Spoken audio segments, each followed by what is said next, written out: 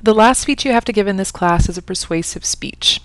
When you seek to persuade the audience, you are trying to change their attitudes, how they feel about something, their opinions, their beliefs, what they think is true or false, their values, which would be their opinions about what's right, wrong, good, or bad, and ultimately maybe even actions, which will stem from all of the above. You have to modify somebody's attitudes, beliefs, or values before you can persuade them to change their actions.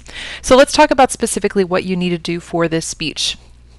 First of all, asking yourself some of the questions you did on your informative presentation. Do you have an introduction which gets the audience's attention? Try to use a creative attention getter, something that'll really pull them in. Do you establish your credibility, your ethos? Are you talking about, again, your experience with the subject or your research that you've done on the topic? And do you clearly preview your main ideas? Do you have well thought out main ideas which help to persuade? Remember, the ultimate goal of this speech is to persuade your audience to change their mind or change their actions. So making sure that all of the information you provide ultimately works towards that end. Is it 5 to 7 minutes long? A little bit longer than the last speech you had to give. Remember, the only way you know if your speech is long enough, you have to practice out loud, time yourself, and see how it is. Remember that when nerves kick in at the actual presentation, you'll probably talk a little bit faster and go a little bit faster than you normally would. Do you orally cite 3 sources? And I do mean 3 good, credible sources.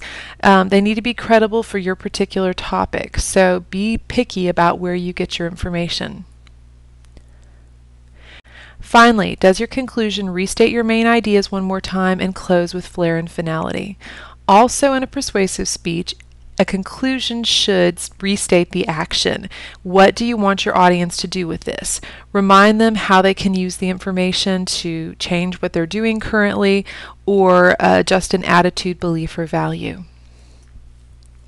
Do you use all of the steps of Monroes motivated sequence? I'm going to talk about this in just a minute. And also, do you have a multimedia presentation to accompany your speech? Typically PowerPoint, but there are a few other options you have as well. Let me talk about Monroes motivated sequence, and then I'll go back to the multimedia presentation. A quick reminder of Monroes motivated sequence. I have another presentation in chapter 10 that goes into more depth, but just quickly, do you get the audience's attention? This needs to be done in the introduction of your speech. Do you establish the need? Why should the audience care about your topic? When I say know your audience, here's what's really important, the needs step. You have to kind of have an idea of what your audience currently believes before you know what's going to be important to them with your topic. Why does it matter to them? Next, you satisfy the need, and most of the body of your speech accomplishes this. If you told the audience that this was important to them for some reason, or that this was a vital information that would help them in their lives, then the satisfaction step goes on and gives them that information that was promised. Visualization helps your audience visualize the solution. If they do what you propose, or if they fail to do what you propose, what is that going to look like, and how is that going to affect their lives? Finally, the action. As I said earlier, your conclusion should include the action statement. Tell them one more time what it is you want them to do. Your persuasive presentation also needs to have all the appropriate paperwork. First of all, your typed outline, including Monroes motivated sequence in the outline. I want you to show me briefly where you use the steps of Monroes motivated sequence.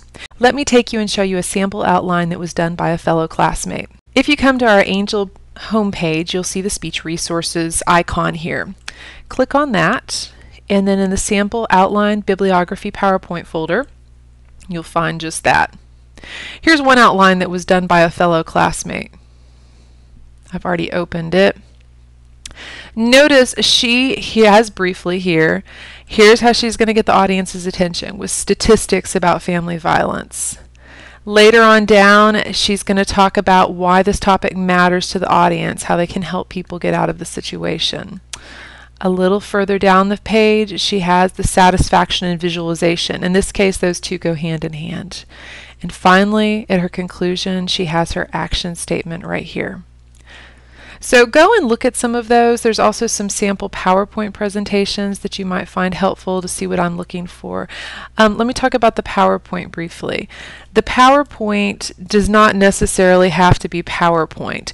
That's the easiest and most accessible way to do it. There are other sources out there like Prezi.com, Prezi, and other online software that you can use to create a pretty cool presentation.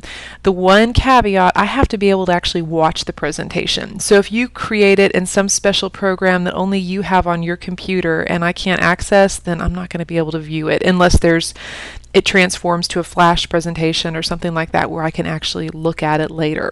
So just make sure that it's available for me to view.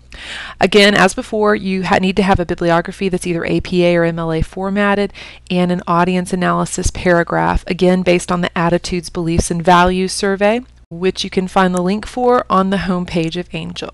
So good luck as you prepare your last speech, your persuasive presentation. I look forward to hearing them.